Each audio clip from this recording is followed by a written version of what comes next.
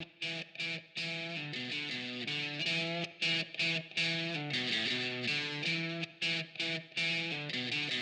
Sean, it's important to be thinking about this, especially now when you're most likely at home or hopefully at home or someplace indoors.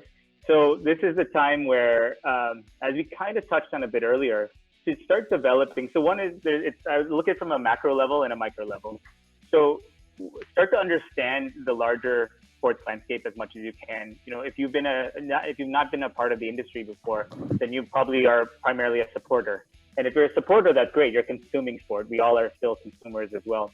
However, it's important to start reading up thanks to a lot of great articles that are out there. There's a lot of YouTube videos. There's a lot of other sites and places to go to understand the larger sporting ecosystem. But in the same time, start to understand, Ishan, where you might fit into that. Because it's not just about saying, okay, esports is growing, I'm going to get a job in esports. It's also understanding your own interests and your own strengths and where do you lie, where would you kind of fit into that.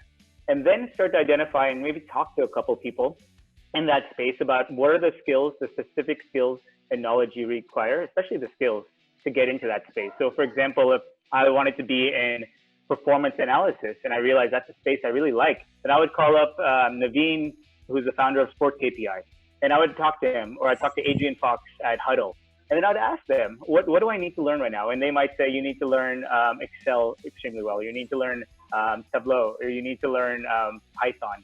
And so then I would go and I would just start learning them. And so when it's time to potentially get an internship or a job, I come in with skills that I would be expected to have. So it's a larger process. Also, be open to looking at sports management education as well. Because if you're looking at getting into the industry and you're sure you want to work in sports, then sports management programs will give you a bit of time and a window to start to learn the macro aspects of the industry, but also start to develop and nurture your micro skills and strengths as well.